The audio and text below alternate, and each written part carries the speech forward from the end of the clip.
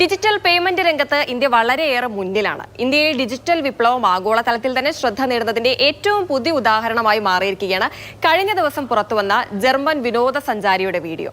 ഇന്ത്യയിലെ digital payment സംവിധാനത്തെ പ്രശംസിച്ചാണ് Philip എന്ന സഞ്ചാരി സോഷ്യൽ മീഡിയയിൽ വീഡിയോ പങ്കുവച്ചിരിക്കുന്നത്.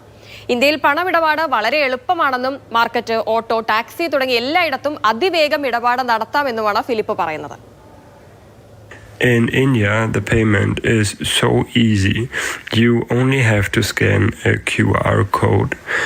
It's everywhere. You can do it on a temple, you can do it in a bazaar, or you can pay in a taxi. Athira പുതുവയലിൽ ചേരുന്നുണ്ട് തത്സമയം. ആതിര, കാര്യം ശരിയാണ്. ഇപ്പം നമ്മൾ ഏത് കടയിൽ ചെന്നാലും QR കോഡ് ഇല്ലാത്ത ഒരു കടയില്ല എന്നുള്ളതാണ്. ഇപ്പം നമ്മൾ തന്നെ പരസ്പരം കയ്യിൽ കാശായിട്ടുണ്ടോ എന്ന് ചോദിച്ചാൽ ഇല്ല, ഗൂഗിൾ പേയിലാണ് അല്ലെങ്കിൽ പേടിഎമ്മിലാണുള്ളത് എന്നാണ് പെട്ടെന്ന് പറയുക. കാരണം എല്ലാ ഇടപാടുകളും UPI വഴിയായിരിക്കണം. എനിക്ക് തോന്നുന്നു ഇന്ത്യയിൽ വന്നിട്ടുള്ള ഏറ്റവും മികച്ച മാറ്റങ്ങളിൽ ഒന്ന് എന്ന് പറയുന്നത് അത് UPI ഇടപാട് തന്നെയായിരിക്കും. അതിനെ വലിയ രീതിയിൽ പ്രശംസിച്ചുകൊണ്ടാണ് ഈ വീഡിയോ. അപ്പോൾ ഇന്ത്യയുടെ ഈ ഒരു മികവിന് വലിയ കയ്യടിയും ലഭിക്കുന്നുണ്ട് സോഷ്യൽ മീഡിയയിൽ. ഹിമ പറഞ്ഞതുപോലെ നമ്മുടെ രാജ്യത്തെ ഇന്ത്യയുടെ പേയ്മെൻറ്റ് സിസ്റ്റത്തെയാണ് അദ്ദേഹം പ്രശംസിച്ചിരിക്കുന്നത്. ഇദ്ദേഹം ഒരു ജർമ്മൻ സഞ്ചാരിയാണ്. ജർമ്മൻ സഞ്ചാരി അയാളുടെ പേര് ഫിലിപ്പ് എന്നാണ്. ഫിലിപ്പ് ഇന്ത്യയിൽ വിനോദസഞ്ചാരത്തിനായി വന്ന സമയത്ത് അദ്ദേഹം കണ്ട കാഴ്ചയാണ് അദ്ദേഹം ഈ വീഡിയോയിലൂടെ പങ്കുവച്ചിരിക്കുന്നത്. അദ്ദേഹം പറയുന്നതെന്ന് വെച്ചാൽ എവിടെ ചെന്നാലും, ഏത് മുക്കിലും മൂലയിലും ചെന്നാലും, ഏത് ചെറിയ കടയായിക്കോട്ടെ, വലിയ കടയായിക്കോട്ടെ, ഓട്ടോ ആയിക്കോട്ടെ, ടാക്സി ആയിക്കോട്ടെ, അല്ലെങ്കിൽ ക്ഷേത്രങ്ങളായിക്കോട്ടെ, എവിടെ ചെന്നാലും അവിടെ എല്ലാം ഉള്ളത് ഈ ഒരു QR കോഡാണ്. ആ QR കോഡ് സ്കാൻ ചെയ്യുന്ന ഒരു ചെറിയൊരു കുറച്ച് സെക്കൻഡുകൾ മാത്രമാണ് ഈ പേയ്മെൻറ്റ് നടത്താൻ ഉള്ള കാലതാമസം എന്ന് പറയുന്നത്. പേയ്മെൻറ്റ് കഴിഞ്ഞു കഴിഞ്ഞാൽ അത് എത്തി എന്ന് അറിയിക്കാൻ വേണ്ടി ഒരു സൗണ്ടും ഉണ്ട്. നമുക്കും അറിയാം ആ സൗണ്ട്. നമ്മുടെ മമ്മൂക്കയുടെ സൗണ്ടിൽ നമ്മൾ മിക്ക സ്ഥലത്തും കേൾക്കുന്നതാണ്. നന്ദിയുണ്ട് എന്ന് പറയുന്ന ഒരു സൗണ്ട് നമ്മളും കേൾക്കാറുണ്ട്.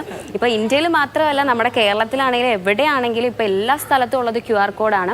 പണ്ടൊക്കെ നമ്മൾ എവിടെയെങ്കിലും ചെന്ന് കഴിഞ്ഞാൽ നമ്മുടെ കയ്യിലാണെങ്കിലും പൈസ കാണും. പക്ഷേ എനിക്ക് തോന്നുന്നു ഇപ്പോൾ മിക്ക ആൾക്കാരുടെ കയ്യിലും, മിക്കെന്നല്ല ഒട്ടുമിക്ക ആൾക്കാരുടെ കയ്യിലും കയ്യിൽ ഒരു 10 രൂപയുടെ നോട്ടോ അല്ലെങ്കിൽ കുറഞ്ഞു പോയത് ഒരു 100 രൂപയുടെ നോട്ടോ ഇല്ലാത്ത അവസ്ഥയാണ്.